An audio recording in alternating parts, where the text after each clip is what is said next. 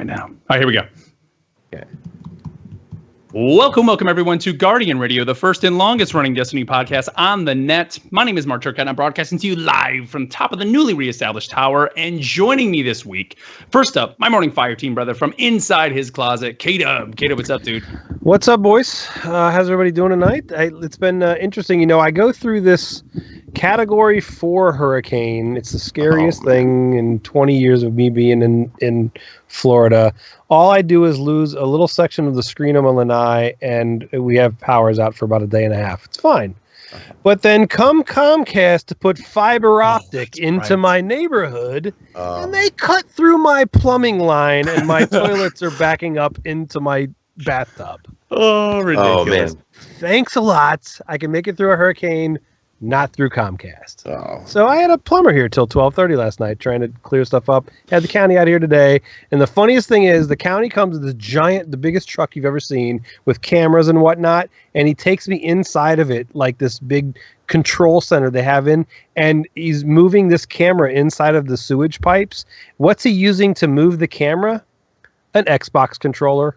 Was he really? Oh my Nice. He's moving the camera in through my sewage pipes with an Xbox That's hilarious. controller. That's funny, man. So funny. It's been an interesting last few days, but looking forward to talking some Destiny 2. Let's do this. Yes, man. Well, glad you're here, man. And joining me finally from the heart of Queens, our king of Queens, Mesa Sean. Sean, what's up, dude? What's going on, guys? Sorry if my voice is another 2 octaves lower. I am sick once again. Had the same exact. Yeah, it must be cold through the iron bad. I don't know what happened. Friday night, I went and trained, did Muay Thai all night. I was feeling great. And then Saturday, just worse and worse. Just got sicker and sicker. And it was even more of a buzzkill because my girlfriend had tickets to go see Guns N' Roses at Madison Square Garden. And I was so deathly ill and still am. She had to go by herself, man. So she got to finally see probably the last time we'll ever get to see Guns N' Roses at Madison Square Garden because, you know, those guys probably won't be playing ever again. But, yeah, just trucking through it, taking my vitamin C. I got a big old thing of matzo ball soup from the New York Diner. Nice. Matzo ball soup with noodles and chicken. So just drinking lots of fluids and trying to get through it. So, but we got a lot of stuff to talk about tonight. We have a good time. Are you using the hand sanitizer at the gym, Sean? No, you know what? That's first thing my girlfriend said. She's like, when you go, you know, because after I do Muay Thai, I do the bike for 20 minutes to kind of cool off. She's like, do you wipe that thing down before you get on it? I'm like, you're right. You know what, honey? I don't. And those mats are gross too. I mean, I have this Helmet Guard spray that I spray my gloves down, and I put my wraps immediately into a sanitized bag, you know, like just to wash. But, you know, like when I hit the bags, you know, like people's sweat are probably all over it from earlier on. It's sometimes, you know, like doing elbow work. I mean, I slashed my elbow open once and I had blood on the bag. I'm like, man, you know, it's just an easy way to get sick. So I think from now on, like, I got to bring some sort of like hand sanitizer or make sure, like, if I do the bike after I train in Muay Thai, just sanitize that thing down. Otherwise, I'll just be sick again. Yeah. Yep. Yeah. Well, glad you're here, Sean, and you know, hopefully you'll be able to make it through. Yes, I will. I will. Infecting the microphone or anybody tuning in. I think no, you'll be all right. I won't. Well, what's up, everybody? Thank you for tuning into the show, however you're tuning in. What's up, everybody? Over on Twitch, twitch.tv/Guardian Radio. We do the show live every Monday night at 8:30 p.m. Eastern, 5:30 p.m. Pacific, twitch.tv/Guardian Radio. And don't forget, follow us on Twitter at Guardians of D. It's the best way to keep in touch with us, guys. And you can also email us feedback at theguardiansofdestiny.com. And you don't forget to check out the other shows here on the Guardian Radio Network, including Ghosts and Echoes, our audio drama podcast. You can also find the Guardian One podcast. Our good buddies in Guardian One do their show every week.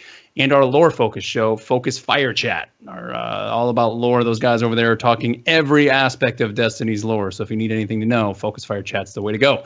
You can also check out our non-Destiny show, Paragon Radio, where K-Dub and I are joined by Khalif from Spawn on Me to talk about Epic's MOBA Paragon. So if you're interested in that, tune into that. Now, unfortunately, Bife isn't with us tonight. He was scheduled to be here, but of course, he had a long day and wasn't feeling too great, I guess. And you remember, for Bife, it's late at night when we do the show. Late for him, man. Bife is not here this week with us.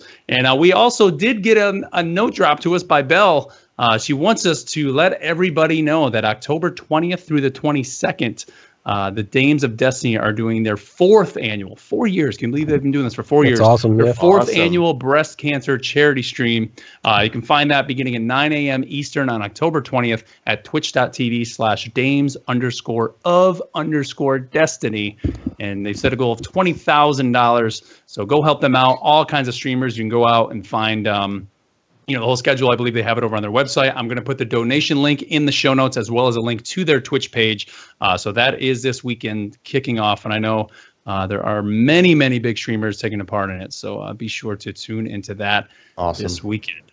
Yep. So, fellas, are we ready? Let's ready. Let's do it. Let's do it. All right. In our first segment, our news segment that we call Dispatches from the Traveler.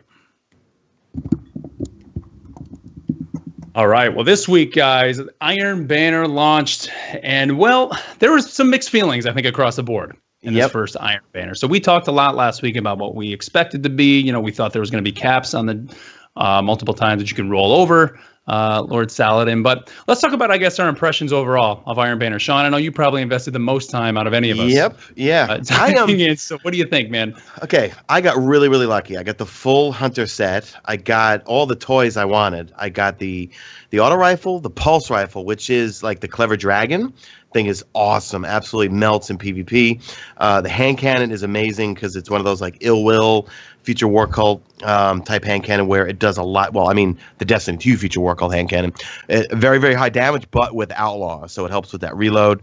The armor set, like I say every week, it's a fashion show until you mod it out with modifications, which I'm hoping we do see an expansion on down the road. The game modes itself, I knew it was going to go the route of the token system. It was just a little interesting because if you think about it, with Iron Banner from Destiny 1, you had a clear roadmap for each character, right?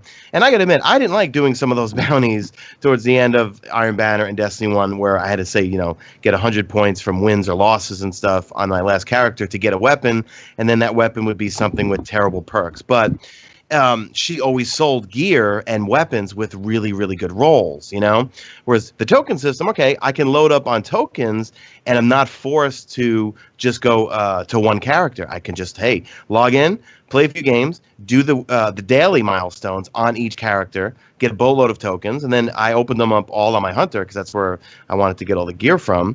I got all the weapons I wanted. The game mode itself, control's fun, but I'd say I had a really good time playing with my clanmates from Rezo. Playing solo, it was hit or miss. Sometimes it was really, really brutal. Mm-hmm. People, because you only get 2 tokens if you lose, people were leaving. Like they would just, if you're getting just totally spawn trapped, you're dead. That map, Emperor's Respite, kept coming up, and unless you have a spawn and you don't get it back, you're gonna have a really hard time. And even some folks are saying, well, just push.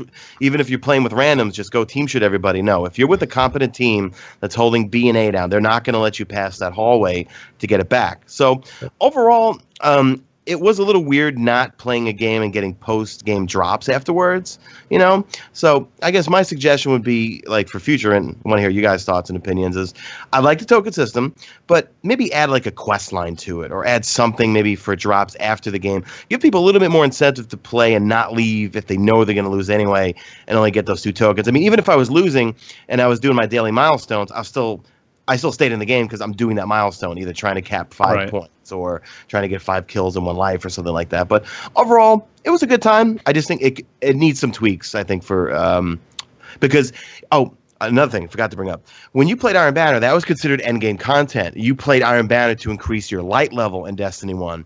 At this point, the final day I heard Saladin was offering 300 engrams. But, I mean, for the beginning part in the whole week, I mean, people used to use Iron Banner to get their light level up. To get there, yes. Yeah, whereas here you're getting, some pretty cool weapons. All right, some of them I like. The Fusion's pretty cool too. Some of them I like. Some of them, they're not great. But the armor sets, it's a fashion show. It's whether you want to look cool or you like the gear set. I didn't like the Warlock gear set at all. I love the Hunter gear set, so that's what I went for. But just needs to be a little bit more incentive and tweaked, I think, for the next Iron Banner. Yeah, I think this Iron Banner, Sean, was just a reflection of kind of just the overall mindset of the game that, like, just do anything to get to the end game. Of course, like you said, in D1, it was end game content. And, I think because they stripped out the power matters side of it, getting to that high level doesn't really matter so much. And, we talked last week, did those higher light levels really matter, especially 3, 4, 5 Iron Banners in? Not really anymore, because people were kind of at that point. But, for me, that just kind of took a little bit away from it. Maybe it was always just in my mindset of playing Iron Banner, like power matters in here. Right. Like it just, when I'm going in, even my perfect loadout for Iron Banner, I think it was like a 302. I just in my head, because it was Iron Banner, felt like I wasn't high enough light, like because I'm so used to running Iron Banner, having to be at that level cap. And I think you kind of hit it on the head by saying there was no quest line. Like I think to me, that was one of the things with the Taken King, when they brought in all those quests and all those things to do. I mean, that was such a revelation for people. Yeah. And just such a great thing, and to kind of strip that away and just fall back on the token system. It seems like that's what this game is. It's just rolled into the tokens. Do you think they took the power matters away to make Iron Banner accessible to everybody, since Destiny 2 kind of seems a little bit geared towards everybody, more the casuals, you think? It's got to be, I guess. Yeah. But, I mean, personally, I think it was a mistake. I think just you got to have something where the light level matters. I mean, right now in Destiny, light level really doesn't matter that much. Correct. Just play the game and you're going to get up to the high light level, and then that's it. And I honestly, I think that, like I said before, the most invested I've ever been in Destiny was year 1 of vanilla Destiny, because the only way to get to that high light level was to just keep playing and just pull that slot machine, rather than just, I mean, literally now you just do anything, just log into the game. I mean, join a clan, log in once a week, and you're going to get the clan drops practically. I mean, it's as silly as that sounds. That's almost how easy they've made it now, and we need something. Yeah, we need a carrot. Matters. To your point, I'm 302. Now I could be 305 if I put specific level 5 mods on stuff that I don't have it on, because I have 2 blue mods that make the recharge of all of my abilities faster, which is what I want. So there's I didn't. Because power doesn't matter, I'm like, well, there's no sense in me going to put another 5 power mod onto my arm, my arms or my chest or whatever the case is that I'm missing it on, because I would rather have the reload, because power doesn't matter. So that's just a carrot that they took away. That power doesn't matter, so I'm not chasing to that 305, where before you had to be as powerful as you could be, because you might come across that Guardian that's 10 or 12 or 13 light below you, and it makes a big difference. Yeah, that little extra damage that you can take or dish out. Yeah. Absolutely. Right. You win that 1v1 every single time. And, so that carrot's gone. So it's like they went carrot farming. They took all of our carrots away. I mean, do you think, I know, Sean, like you're always mentioning, and I think the community as a whole is mentioning the mod system and how that could really change things. But do you think being able to maybe have the power matters, then have the ability to really customize our gear with the resilience and all that, make that much more of a difference in Iron Banner? What are you running with what mods and +4 resilience, things like that? Like, would that maybe make it? I don't even think so, man. Because I don't even look at people laugh at my Hunter all the time because she has like 0 recovery. She has like 1 recovery.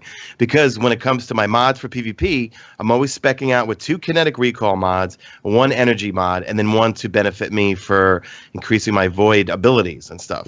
But I thought it was going to make a big deal when they first showed us in the beta the resilience, your mobility, and all that stuff, and that would make a difference in terms of how quick you can run around as a warlock. But I find myself in playing this game so much, I don't pay attention to that stuff at all. I'm just looking at, well, how can I benefit myself in PvE? I'm going to switch over to all the armor sets that have mods that benefit my abilities or my classes or give me more grenades, stuff like that. And PvP, just helping with recoil things, because the kinetic recall mods do work on anything that has horizontal recall. I did a full video on it last week. I proved it. It works. People were like throwing them on submachine guns, thinking it's going to make it a laser beam. No, if you stack kinetic recall mods, they will work for horizontal recoil.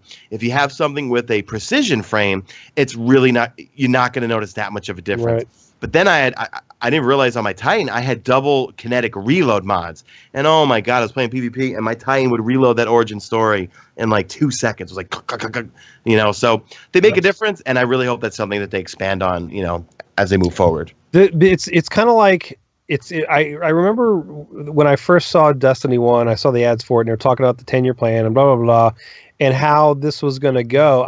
The way that I used to think was, this whole solar system, and we're going to keep going planet to planet to planet, and it's just this exponential size of space that they have that they can write story into, and that we're going to be able to go and explore and do all this stuff. It's the same situation that they have the possibility for mods. Yes. There is such a huge opportunity for mods to be awesome. and to be, to make everything so game changing, unique, like not just awesome, right? Like, it would completely change the game, right? But to make your weapon and your play style unique to you because of how.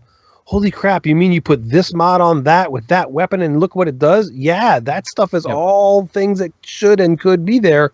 And I think, honestly, will be there. So, and I think, again, and I kind of said this a little bit last week, and I think it to be very, very true, and I think going to be proven right here after October 24th, is that they can't make changes to this game until PC launches. Yeah. So I think we're going to see so many things. Like everybody right now is, so salty and talking so much garbage that I think a lot of people are going to eat their words, a couple weeks after PC drops. No. Yeah. I mean, because like if you had mods that you could put perks on, there's some great weapons that I've been farming for in terms of energy. I was going to do like a top 5 energy weapons because I have a bunch that I like to use in PvE. There's like this one scout rifle, the Tango 45 with triple tap on it. It's like a DIS 43. Or there's a pulse rifle that's the Last Perdition that I think has Headseeker. Then there's another one that's got wait, hold on. Let me look it up right now. It's got the Cadenza 43. It's like a PDX 45, but with Outlaw on it.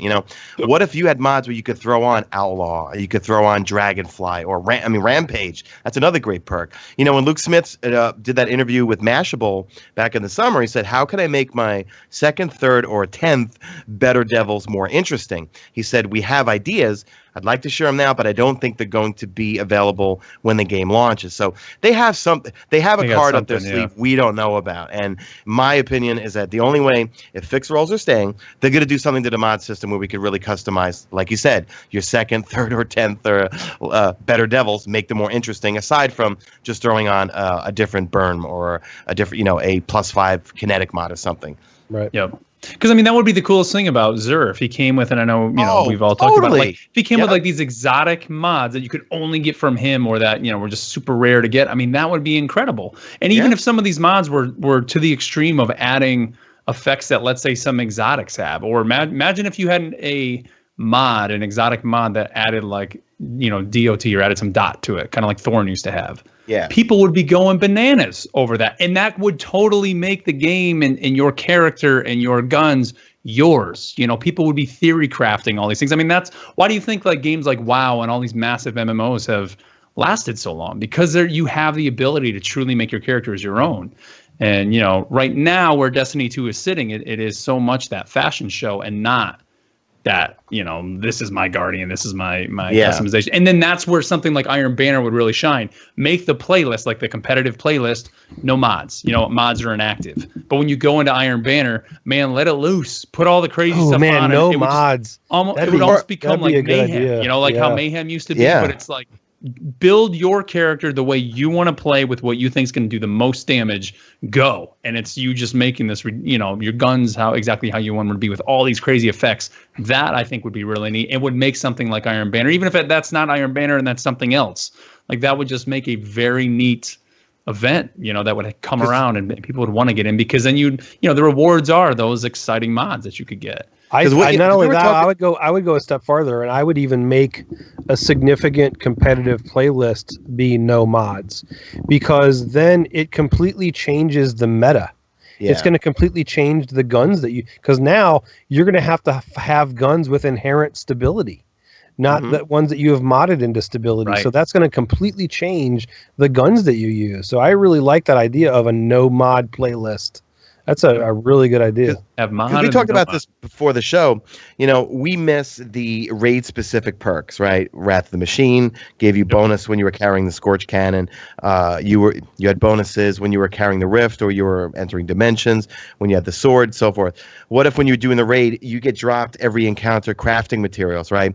And then you go over to Benedict 44 or go to Banshee, and you could craft yourself a mod that you could put on your gloves that give you, I don't know, a bonus resistance to Cabal Centurions or something, or give you some +5 agility when torn between dimensions if you're the one calling out thing. It's just something. The raid armor is not. It looks great, but it doesn't benefit me in the raid. Something that gives you heavier boots, so you don't get launched when you go over a single bump in the road. I know, right? It just or increased resilience when in the throne room.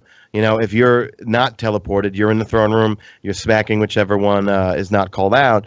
They got to add something, because Prestige mode's coming out Wednesday. Plug. I'll be streaming it right on YouTube, Mesa Sean. But I want to see what's going to drop. If it's just the raid gear that looks a little different, I mean, what's the incentive? I mean, I do the raid now because I love it, and I get a lot of shit for it. I'm sorry for the fouling, but I get a lot of shit for people for doing the raid every week. I enjoy the raid. I love it. Do I get anything from it? I still haven't gotten the Midnight Coup, which I really want, and then I'll get it, and I won't even really want it. But for me, the raid is fun to do. I play with my friends. It's a good time, and I like the encounters. If it had more loot to drop that benefited me to help me win the prestige modes, or because they hinted at, we'll get into this week at Bungie, but challenge modes are coming.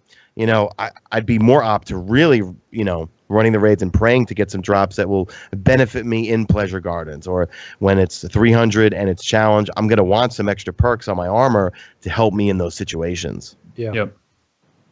Well, I mean, real quick, let's talk about Prestige mode. I mean, that is launching, is it Wednesday? Wednesday. Yep. 10 a.m. Yeah, 10 a.m. Which is 1 p.m. Eastern. Eastern. Yep. And, again, as far as we know, that it's just going to be a little bit more difficult. Now, they're not adding challenges to this, right? That's not yet. No, the emblems are in there, because there's an emblem for it's called Good Doggy. There's one 2 enter 1 leave, which is obviously the gauntlet, and I can imagine that's going to be multiple runners. It can't be just the same 2 people running or something. So the challenges are in there. My question is, what's going to drop? And 2, are the challenges going to be 300? Like, are we going to get 300 prestige this Wednesday? Then this week at Bungie, this week they're going to talk about the challenges. Is challenge mode going to be 300? Because that's going to really make it interesting. If it's 300 plus challenge mode, that's going to be pretty cool, I think. But don't you? If they make it a 300 plus challenge mode, doesn't loot have to drop above that as well? Then, if you look when you infuse your stuff, it says it can infuse up to 350. They haven't mentioned anything about the level cap yet. Maybe they'll be raising it. I don't know. Nope. We'll have to speculate. Now, the interesting thing I thought was that the reason that the Prestige raid got pushed back was because of this bug, because of the glitch, and they are not fixing it because it would cause more issues than it would fix. Right. But they do have a way, which I thought this was interesting. So what they and I hope it comes with a banhammer. It says, one thing we did accomplish as part of our investigation was the creation of a way to verify a clean finish. We can now detect if any teams use this exploit to gain an advantage. This will take some extra time to verify, but we'll be able to crown the winners with the confidence that they deserve. But what that doesn't say, if you read between the lines, is we can now detect the cheaters. Yeah. So guess what that usually comes with? Banhammer. A little banhammer. Yeah. So I don't do it anymore. Right. Don't do it. You better stop that. Yeah. But its safe fix is still being investigated to this issue. Our current plan is to deploy it as part of a future update. We'll give you more details before it's ready to go. So they will fix it. It'll be in an update, but they're going to go ahead, and we know if you're cheating. So it is what it is. Now, this bug, all it did was it cleared out the throne room for you, right? Yeah. So at the end. Yeah. Go ahead, Sean. I think what you do is you would have someone wipe, they would get kicked from the fire team, and then they would rejoin in, and then the throne room would have no ads. So you could basically put one person in the throne room, everyone else goes in and get like a gazillion stack, and then basically 2 plate or 1 plate, callus or whatever. Right. And I'm sorry, but if you have to do that, I mean, my team and we one phase them. Every time.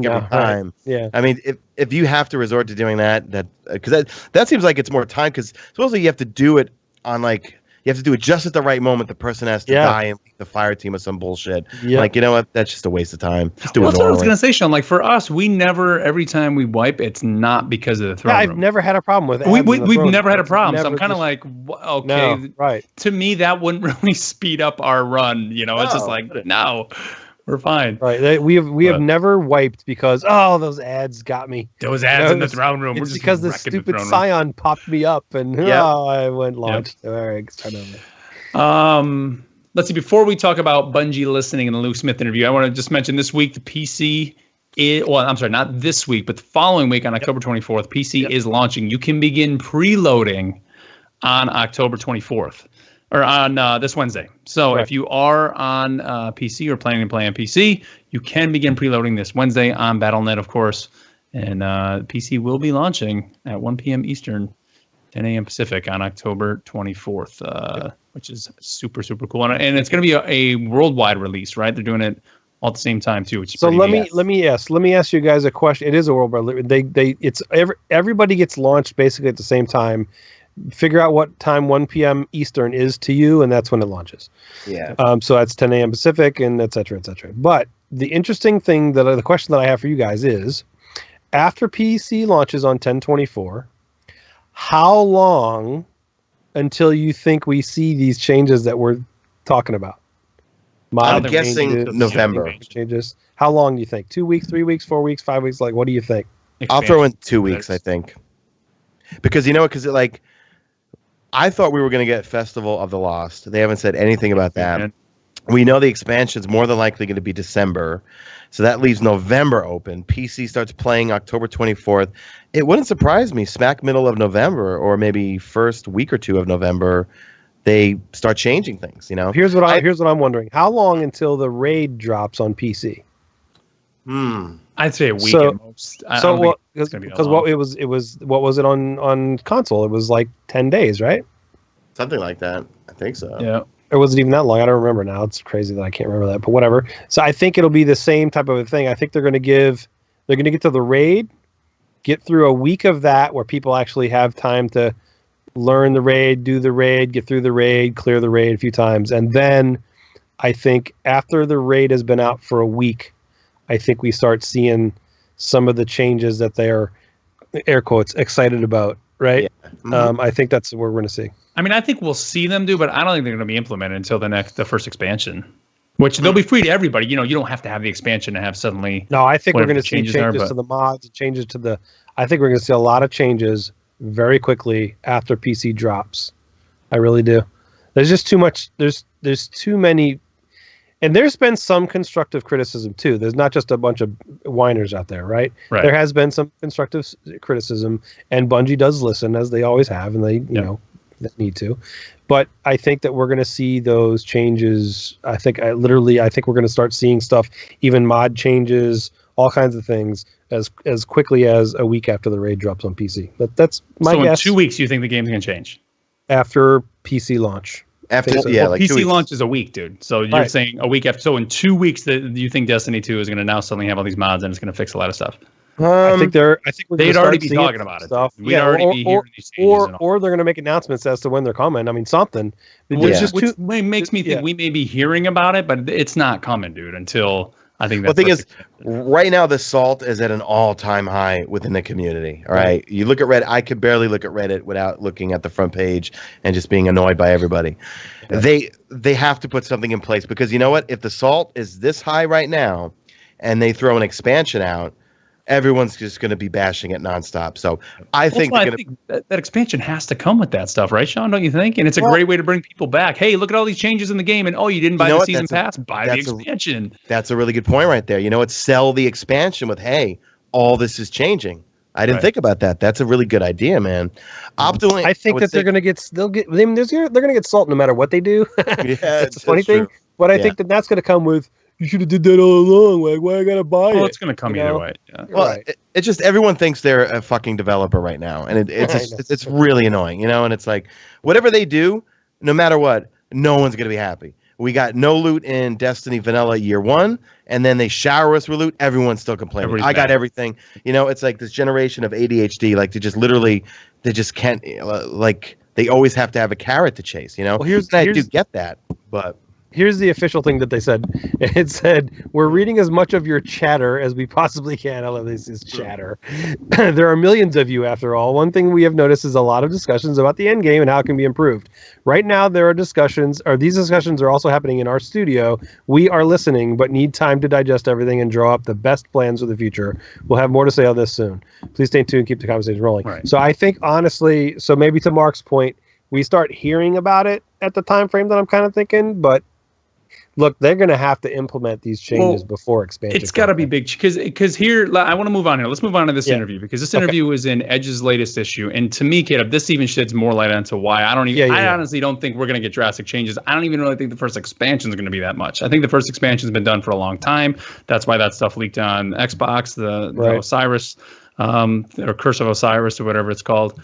And it had a new social space, and it's going to be very much the same of what we got this time around. I think the second expansion is the one where we're really going to be able to see these changes, because here in this interview, this is Luke Smith just talking about, they were asking him kind of like post-launch, and here's just a few quotes from that. He says, there's been some pleasant surprises, but there are some that ask you to be introspective about them too. An extremely high percentage of players have both finished the campaign and reached the level cap.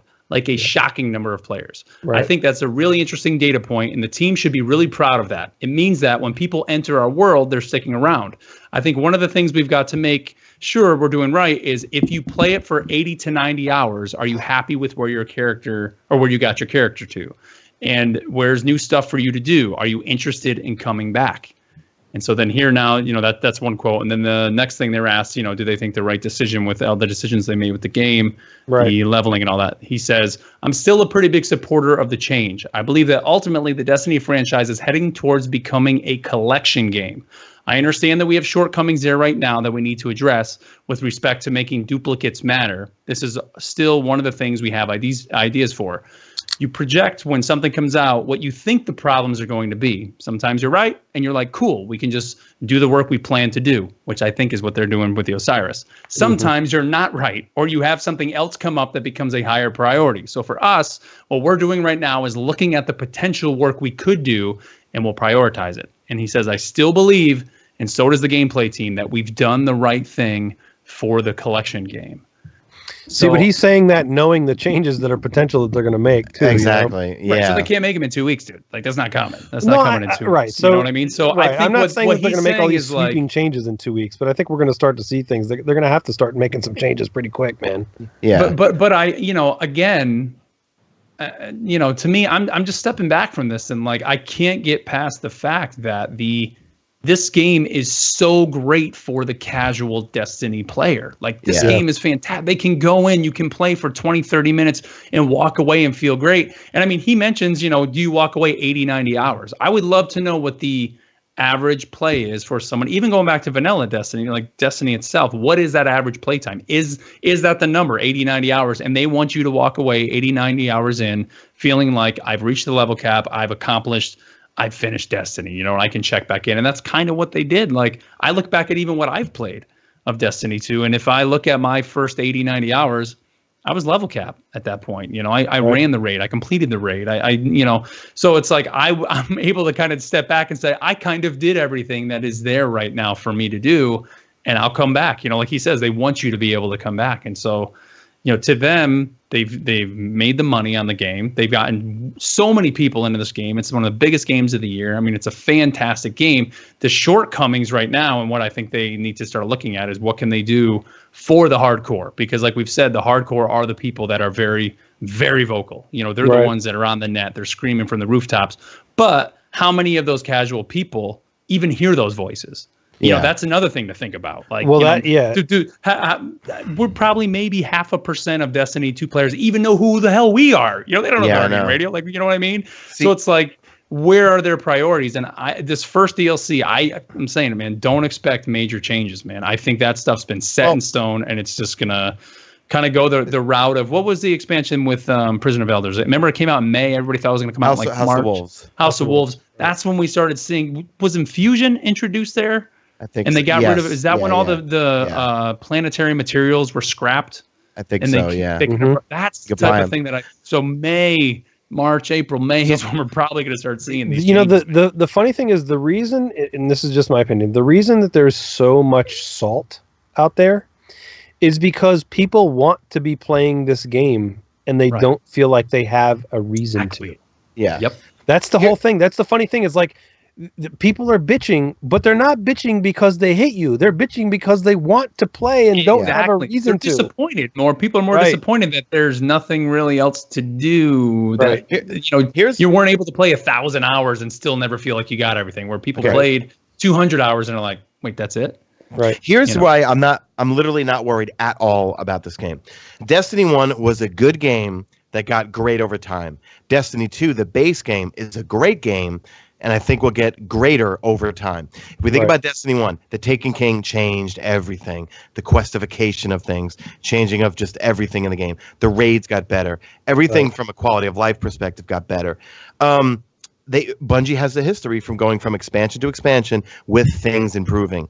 And I think they're going to follow the same suit. I know everyone says that Bungie doesn't listen to us. No, they do, because they tend to make changes based on what the community screams about the most. You know what I mean? And a lot of the things that were changed in Destiny 2 from Destiny 1 were from player feedback, right? PvP folks are complaining about balance, complaining about this, complaining about that. Well, they gave them their own competitive playlist. They gave static roles to everyone. You're not going to just have that god roll IS Luna. And to be competitive, you have to have that best roll, either auto rifle or hand cannon. So I literally have no worries. It's just going to take some time. When that will happen, I'm not worried about it at all, actually. Yep. So we'll see. All right. Well, I think that, the big word from that interview, I think that people were kind of running with and kind of confused about was collection game. Right.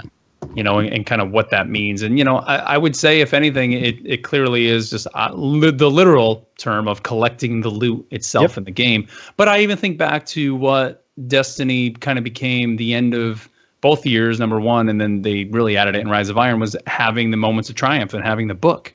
Yes. You're collecting that little check mark in your book. Go out and kill 200 whatever. Like, if Destiny 2 had something like that, I think that would record books need to come back. Yeah. It should have. I was shocked that we didn't get a record book at the launch of the game. Like, literally, if they just put in a record book right now, people would come back just to fill that out for whatever reason. Mm-hmm. That's something they really should have launched with. And that honestly, I would think, is somewhat of an easy fix. I mean, it's really just an internal achievement system for the game, right? Yep. I mean, that's all it is. Yeah. Yep. And so maybe that's something they can bring in with the Osiris DLC, and I hope they do, because that's something that I think would at least bring people around, at least, give you something more to do. But, the discussion's going to continue. And again, for anybody that says Bungie never listens, Destiny 2 is a product of them listening. Anybody that says Bungie isn't listens hasn't been around. Exactly. As much as people want to say, like, oh, they totally changed it. No, they listen to maybe not the vocal minority, but they listen to the, quiet majority. And that's what we got with Destiny 2. And, if you look at Vanilla Destiny, that game completely shifted as time went on because they listened and brought in things that everybody wants. And the same thing is going to happen with Destiny 2. Yep. And, I just calm down. Right. I hate to say it, but like, come on, man. Like, it's a video game. Everybody be cool. It's fun. Have a blast. Right now, if you're not having fun with it, it's okay to step away for a little bit. It's okay to log in once a week. I mean, if that's what you're doing, just to kind of see what's going on, get your clan engrams or your clan stuff. That's it. Move on. It's cool. It's all right to do that. We're gamers. That's the way it is. And it'll be there. And like Luke Smith has said before, they don't expect you to be logging in every single day. That's not even back to Vanilla Destiny. They were shocked that people even did that back then. So, they're going to give us content. They're going to give us things to do. You'll be fine. You'll be fine. Everything will be fine. I promise. This is so. Right. But we'll see when the PC crowd gets in this week, because I'm sure things are going to explode. I cannot wait to see what happens with that, man. There's going to be... It's going to be not only that, it's going to be interesting to see what the PC community thinks. Yeah. Like, I know that that's the only reason that I kind of, not only reason, but one of the main reasons that I wish that the PC dropped at the same time as console, because now the PC community has seen all this salt before even it launches. If anybody's paying attention to forums and Reddit and whatnot, which the PC community, if anybody, they are. Yep. It's interesting to see now, are they already going to be jaded to the salty side before the game even drops? Yeah. So I don't. That's kind of another reason that I'm thinking that these changes are coming quicker than later. I really do, but we'll see. It's going to be interesting. Let's see. All right, let's see. Let's move on here to our clan spotlights, part of the show where we help you guys find a clan, because it has never been more important to have a clan in Destiny than right now. You need to have a clan in Destiny 2. It helps out so much, and it is just giving you something else to work for. Every single week, you can go in there, do your clan XP, your contribution. It's great. It's a great thing to have in the game. So, Caleb, who you got this week for us, man? Well, first thing I want to say is next week I'm going to be spotlighting a very special clan. that's on Xbox One and PS4, and it's called Guardian 1, which is our clan. And the reason being is and we're gonna start bringing more people into the clan. And it just goes to show, like what Mark said. Even if we could literally not play, we could log in, we could go get 5 engrams. It's like that's part of the cool thing about being in a clan. But secondarily, you've always got people, either on our Twitter chat or whatever the case is, a place to connect. Even just if you're just goofing around and talking and putting stupid GIFs in a chat, but you also have people to get to know and get to play with and do encounters with. So I'm going to spotlight us, and as there'll probably be another one as well, but how to apply, how to connect with us, and how to join Guardian 1 if you want to. So that's going to be next week. But for this week, I've got an Xbox One clan, and it's called Shoot, Loot, and Scoot. Nice. And it says, why did I start the clan? A few months before Destiny 2 launch, we were looking to do a Vault of Glass and needed one more. A friend came online and suggested he join us. I was told, nah, he's... I didn't think that was right, so I decided to make a clan where everyone is welcome. Seemed like the right thing to do, and I'm glad I did. We have a great group of Guardians. Our ages range from 16 to 70. Yep, that's right, 70. And there's a skill level. Well, that's right across the board. We raid, run trials, and everything in between, and have a laugh doing it. So far, we have been quite successful. We have great admins, Moondog20 and Ginger Merce and Horizon Knight, 774, who are available to help out with any problems, but generally everyone behaves themselves. But like every dysfunctional family, occasionally someone will be sent to the naughty step. Personally, I couldn't ask for a better group to run with. We have roughly 70 people just now, and more members would be welcome. If you need to be 16 plus, I just want you to be over 16. We use Band and our Facebook group to chat and arrange activities, so joining these are a must. And you need to have a mic, because we can't hear your hand signals. Most important, do not have a toxic attitude, or I promise you won't last long with us. Members are on almost 24/7, as we are roughly split 50-50 between EU and US. Contact is Tango Charlie 1 on Xbox, Bungie, and Twitter. So go look up Shoot, Loot, and Scoot if you're on the Xbox One side. There you go. Nice. So again, if you want to have your clan spotlight, you can head over to our website, or you can click the link in the show notes and find a way to get your clan spotlighted on the show. All right, let's move on here to our final segment, our email segment that we call Messages from the City. All right, well, don't forget you can email us feedback at theguardiansofdestiny.com, just like Lagnus did. And he says, hello, people. I do try to think things over a few times before whining, and it feels like I've done that now. If you jump into Iron Banner to maybe get a couple of games in after work, just solo queuing, the chance that you will backfill a game in progress is quite big. I do not leave games, but I kind of wish I would have. Maybe I would not have given up on Iron Banner as quickly.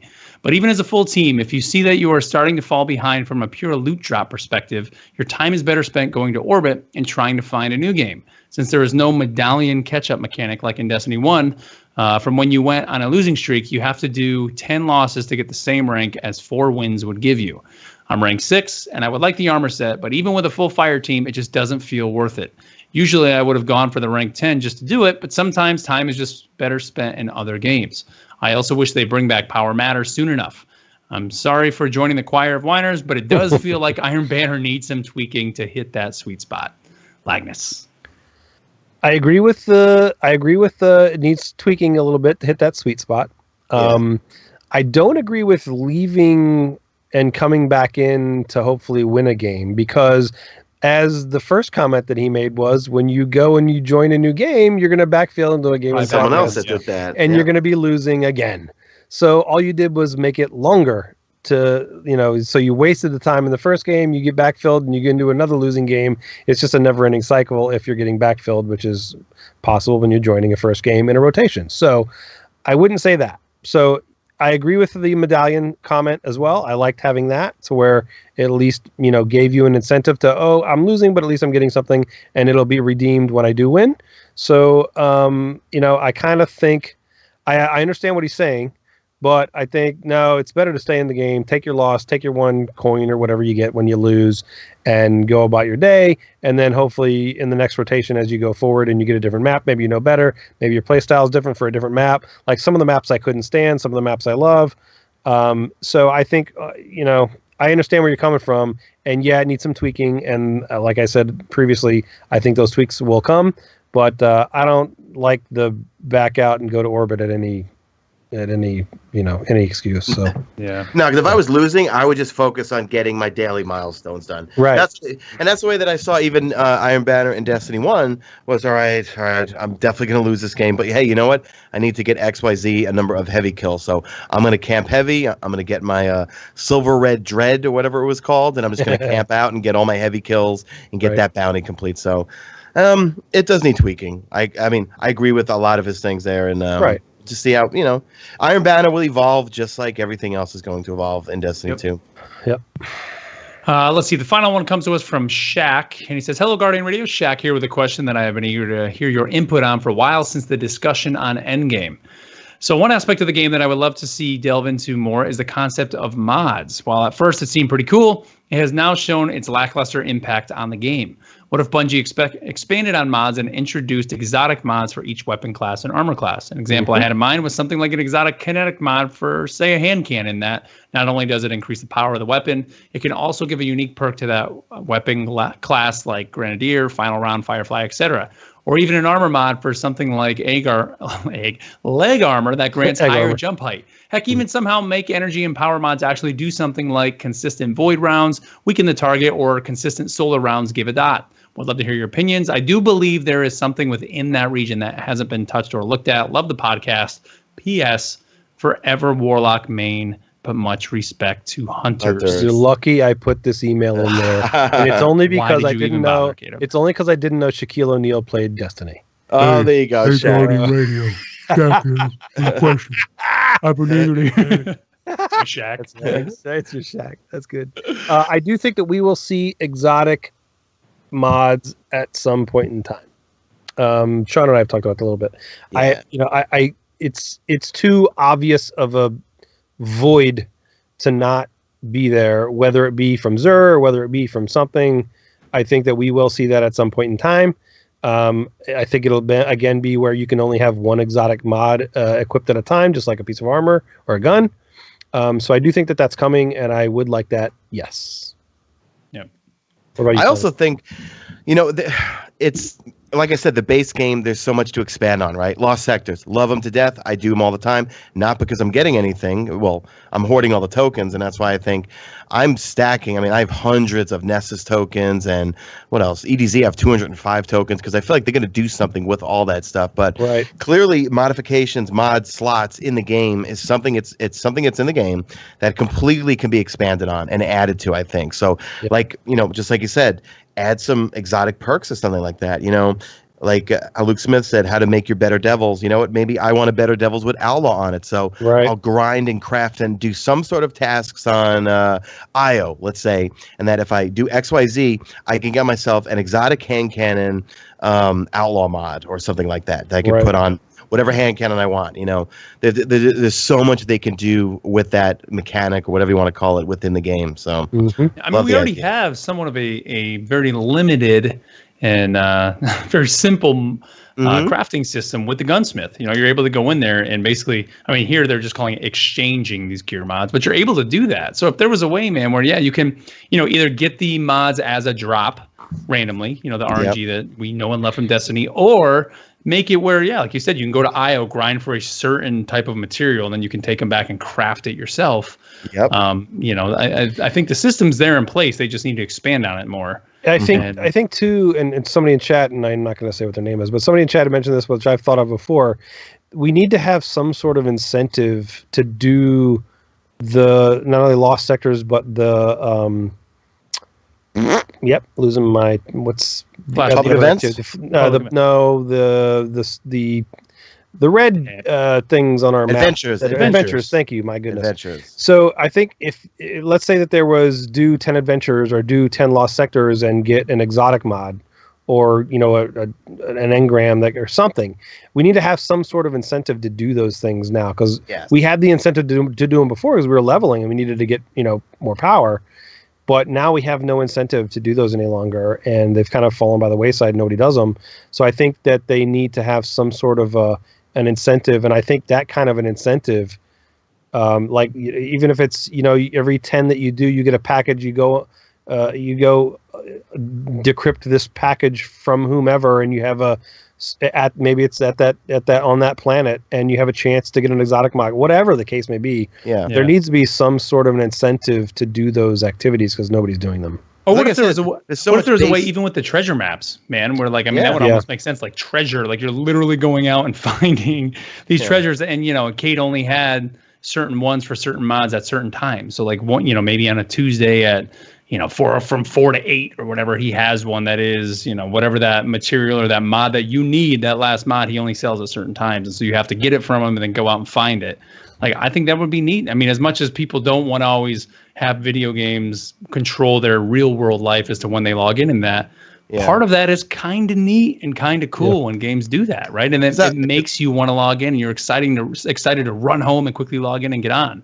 Yep. How quickly we forget year one, spending 2 hours on the moon farming helium filaments to upgrade those final nodes. I had that route down. I knew. Me too, man. My son and I used to do it. We had the route exactly where to go. We just running in circles around and around and around and around, and it was kind of fun.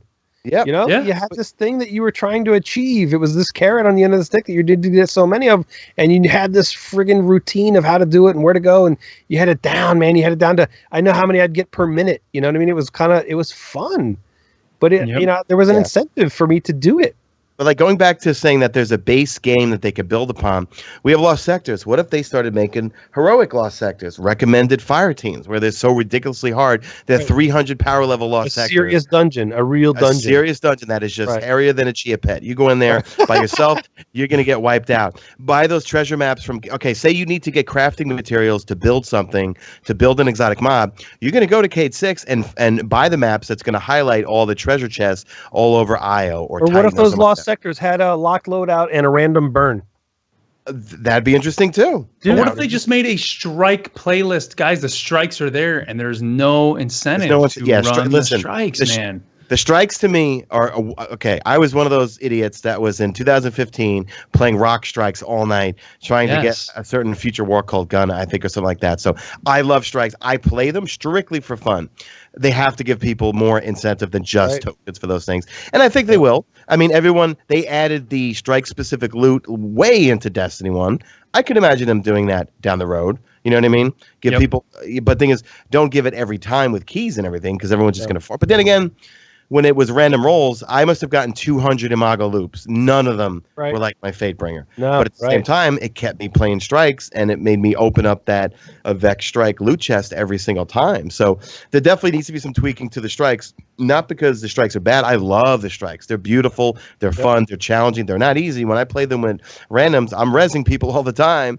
But they just need to give us more incentive. And, like an end game, an end strike loot table or something like that would be pretty sweet, rather than just going back and turning in some tokens to Zavala. Right. I mean, I think the big word that we're missing in Destiny 2 is incentive. Incentive, yeah. Because, like, what's my incentive to go bang my head against the wall to run the Nightfall this week? Yep. You get the aura. That's it. Unfortunately, you know what it is right now, and even in the eyes, and Luke says it, is just the collection, and that's it. What they need to do is make that collection matter or give some sort of incentive to complete that collection. Right now, there's nothing there. Like, that's what I said, even with the record books. The incentive was get the coupon code to use on the website. Right? Yeah. I mean, something like that, like as silly as that is, like that gave people the incentive to go in and complete those books. And not that I'm saying they need to do that because then, you're throwing more money at Bungie, but like just something in game, give you an ultimate aura that you just wear because you completed the book. You can put that on your character. You could go to the tower, look at somebody and say they've completed their record book because they have this aura on. Yeah, like, I love those simple record as books. That would do it. I mean, like even the Sparrow Racing book, it was $10, right? But it gave me something. All right, you know what? I got to make sure I go through, or at least win 5 matches or something like that, or I go through X amount of gates or something like that. You know what I mean? Record books were just a great, like what Rise of Iron. The whole thing was based off a record book. You had a clear goal and roadmap as to what you need to do in the game. Whereas right now, we don't really have that. So I would love to see record books come back. That'd be pretty sweet. And I mean, right now, I think kind of the replacement in Destiny 2 is kind of the milestones. Not that it keeps a record of it, but it's at least when you log in, you can see what you kind of need to do. And I remember that was in that Game Informer article or whatever, or IGN. I think that when IGN did the IGN first, that was one of the things they said is they wanted you to be able to log in and see what you can do or what you haven't done, that week or that day. Right. And it gives you things to do. And that the record book was kind of that before, but it kept track moving forward. And like Echo Doctrine said in the chat, like it gave you shaders for each page and emblems and the gear set and all that. That's what they should. That's what they should have did, man, and what they need to do. Yep. But like I said, this discussion I know is going to continue moving forward. I mean, next week we have the Prestige dropping, so we'll be talking about that next week. Who knows what's coming with that? And then also the challenge mode down the line. And then I mean, we're getting close. If they follow the same timeline as Vanilla Destiny, very soon we should be hearing about the Osiris DLC. So. We'll see. But don't forget, emails, guys. Feedback at theguardiansofdestiny.com. Let us know your thoughts. Kind of where are you on Endgame? What'd you think of Iron Banner? And we'll be talking about those, of course, next week. And hopefully, Bife will be back with us next week. He should be here. A couple other quick notes here. I just want to throw out again a couple more plugs here. Don't forget the Dames of Destiny breast cancer. The fourth annual breast cancer stream is happening this weekend, beginning at 9 a.m. Eastern on October 20th, and it's going to be running all the way through the 22nd. And you can just go to damesdestiny.com. I'll have the link in the show notes. And remember, that's twitch.tv/dames_of_destiny. They have a $20,000 goal, and I know we can get there. So be sure to tune into that. Anything else you guys want to throw out here at the end of the show? No, that's pretty. I'll be streaming the Prestige raids on my YouTube channel, Mesa Sean.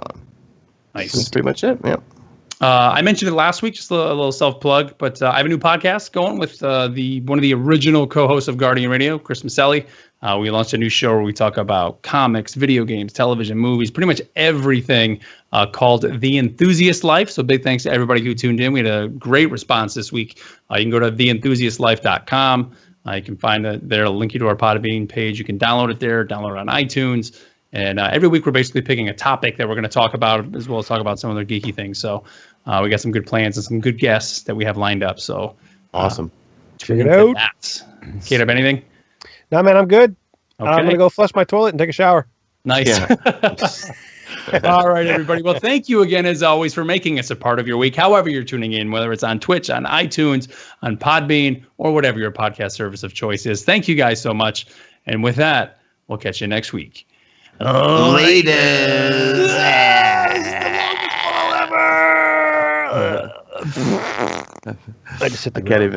I can't even do it because I'm gonna start coughing immediately afterwards. So. You could just cough to death. Seriously, man. Oh, that's great. I got my matzo ball soup. So nice. Thanks for tuning in, man.